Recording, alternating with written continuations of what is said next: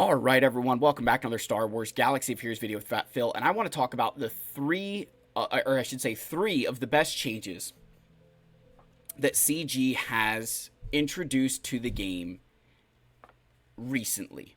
I don't remember the exact dates. Even though I'm a content creator, I don't remember the exact dates. I don't feel like going back and looking. But there's three things that I feel they've done a really good job with that have made the game easier to play, that have almost, I'd say, encouraged players to interact with the game at a higher level.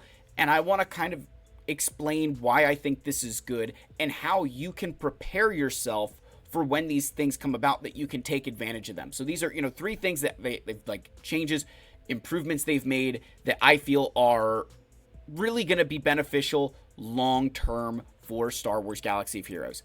Let's give a shout out to our channel members for their continued support. I really appreciate you guys. If you're ever interested, the link is down below, along with link to our Discord. Go check that out. Really appreciate you guys just sticking around, keeping the faith. Whether it is a good video day or a bad video day, y'all are still there and awesome, so I appreciate it.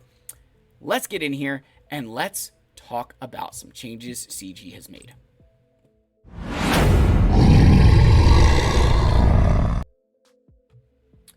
All right, so the first one, I don't have one available right now, but it's the Nightfall era battles. While I don't know that they're perfect, and they're still a long way from being, I would say, the communication around them was not good. I feel a lot of us have gotten over that and can at least say that the era battles are a good idea. It's encouraging you, it's incentivizing you to interact with the game, to earn additional rewards that otherwise, as a free-to-play or as someone who maybe only spends a little bit here and there, you never would have had access to. That's going to propel your account so much further ahead. And I don't think I could be genuine with you if I didn't say that these era battles aren't going to help long term. I think they'll find that perfect rhythm of, here's the difficulty of the event, and, hopefully we can continue on with that. But they deserve a good bit of credit for, creating those events, giving out the rewards that are there. I think that will encourage not just the old heads for, interacting, but for newer players as well to feel like they're getting something. Even though you're like, oh, Phil, 7 shards of Disguised Clone Trooper really isn't that big of a deal. That's a couple days of farming. That's not small potatoes anymore. That adds up. Those are the kind of things that make a difference, right? That just, hey, you know what? It makes a difference. Like, it makes you feel good, right? I do think the communication could have been better, but overall, I still think the era battles are a solid introduction to the game, and I feel that they're, something to be, at least say, hey, good job, thumbs up.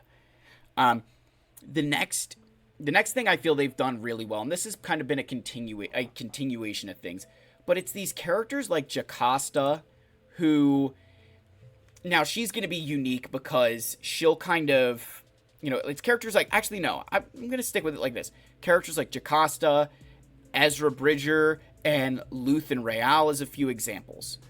Those three in particular. They had a very specific team in mind. With Luthen, he kind of goes with Mon Mothma, kind of goes with Saw Gerrera. I think he's better with Saw, personally.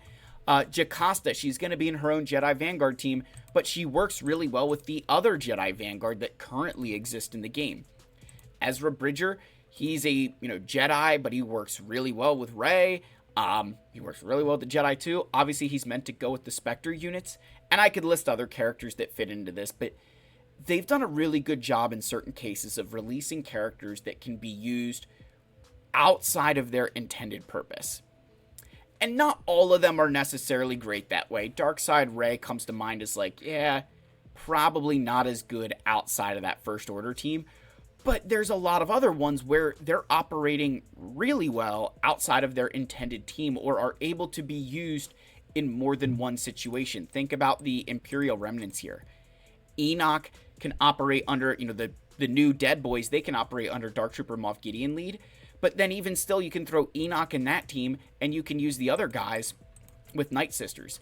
And this is a big shift. They deserve a lot of credit here, where I think they found ways to allow players to expand their roster that not only helps you whether it's in Conquest, but also in other game modes where maybe Datacrons are at play. That if there's a really powerful Night Sister Datacron, maybe you're throwing Night Trooper and Death Trooper Peridia with your Great Mothers to take advantage of that. And then maybe you get an Imperial Remnant one, you're going to throw them over there. I think it's a good thing that they've done to try to, say, hey, they began to recognize that certain teams, when they were releasing certain characters, they weren't generating as much interest because they didn't really work outside of their intended team. And then I think they released a couple now where there's way to use them almost as a early game, mid game player if you unlock them, and then ways to use them much later on with their intended purpose. And there's plenty of other characters we could fit into this, like Wrecker and Hunter having the mercenary tag is a big deal. If you go down a little bit and think about like Malicos, right? He's got that. Even some of the Mandalorian characters, giving Padawan Sabine Wren, giving her a Mandalorian tag is massive, because that means you could potentially use her with Bo-Katan Mandalore as a 5th unit if you don't have your Spectre team built yet.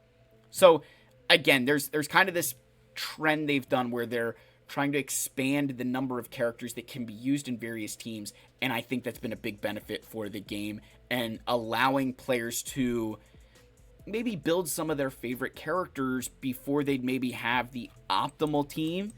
Because that was one of my biggest complaints when I first was playing this game, was that I couldn't play with my favorite units because they were locked or because I didn't have the right team for them. And now that, hey, you can use a bunch of these things even without their intended purpose. Like this Darkside Clone Trooper team, I want to give a lot of credit here. The fact that they're going to be reworking Tarkin to be able to work with these guys cannot be understated. That is a really, really great thing to do, to say, hey, we're going to make sure that Tarkin can use these guys too. That way, maybe you're building Lord Vader, you build the Darkside clones, you've got Grand Moff Tarkin to be able to use with them before you finally get him. That kind of reminds me of the Shock T relationship with the 501st. She was kind of the de facto leader before you got General Skywalker. That's kind of going to be what Grand Moff Tarkin is, and I'm really glad they're doing that. Because I think for a little bit there, they got too specific, and I think it was hurting them that people just weren't working on characters. And then the last thing that I want to say much more recently has been happening and is very, very healthy and good for the game is these new teams and characters, the way that their Omicrons are working. When you go to Disguise Clone Trooper, right, his Omicron is for Territory Wars. He's got a Territory War Omicron. CX2 is Grand Arena. It's 3v3 Grand Arena, but still Grand Arena. And Oppo is Territory Battles. And if you were to go to, say, the Spectre team, you would have a similar situation where you've got Hu Yang, who has a Territory Battle Omicron. You have Sabine, who has Territory Wars. Hera, who also has another Territory War Omicron. And then Ezra has the GAC Omicrons. It was the same thing with Gungans, the Imperial Remnants. They're spreading out the Omicrons across multiple game modes. They're giving the characters Omicrons to cover multiple game modes, to say, hey, you can use this character in, this team in multiple game modes, that you don't need to build the GAC team and then build a Territory War team and then build, and that was, I think, one of their problems with, say, the, original Imperial Remnants, was that Dark Trooper Moff Gideon, he's got the Territory War Omicrons, but that's it. Right? You didn't really have a great way to use him. He was still decent in Grand Arena, but it was the same, Trench was a similar situation. His Omicrons were for Territory War, and it didn't generate as much interest for them. But with these newer teams where they're adding in an Omicron for multiple game modes, I think it's improved a lot of the participation from the community, because, look at the new remnants, the Night Trooper, Death Trooper, Captain Enoch. Death Trooper, okay, well, he's got the Territory War Omicron. Enoch is TB, And then Night Trooper has the Grand Arena Omicron. So if you like Grand Arena, you build them, you equip it to Night Trooper. If you like Territory Wars, you equip it to Death Trooper. And if you lose a fight to Agnards, you equip Captain Enox. But I think that's been a good change. I think, instead of like the Inquisitors, where every single one of them has a Territory War leader Omicron, which is the dumbest thing ever, they really should just refund those.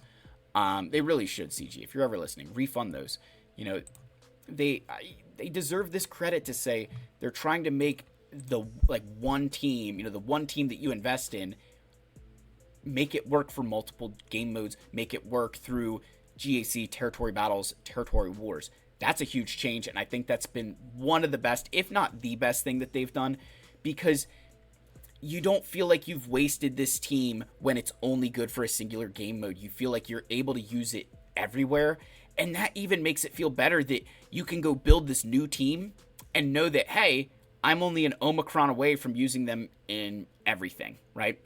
And yes, I know Omicrons are something that are, expensive and they're harder to come by, but I think we can all appreciate that what they're trying to do and what I think has been successfully done is given players options that if you like Territory Wars, okay, you can equip, Merrick's Omicron or Shin's Omicron instead of being like, oh, can't build the Balin team because it's not for Territory War. He's GAC. You got to go build Trench or you got to go build Dark Trooper Moff Gideon. I think giving you those options to say, hey, this team can be good in any of these game modes, thumbs up from me. I've talked a lot about that, but it has made me very excited looking through these different things and seeing that you can use them in a lot of different game modes, especially as they've increased the rate at which we're achieving Omicrons, whether you're buying the episode pass or just through the episode currency, getting more Omicrons now. That's going to lead to more of us having a more well-rounded roster, whereas for free-to-play for a long time, it was very hard to have a well-rounded roster because you kind of needed to invest everything in GAC. I think now you're going to start seeing more accounts with couple Territory War Omicrons, couple GAC, couple TB, and they're going to be kind of across some of these teams. So thumbs up from me. Let me know your guys' thoughts. Is there anything that I missed? Would you have added something? Let me know your thoughts. I love you all. May the force be with you, and I'll see you in the next one. Cheers, my friends.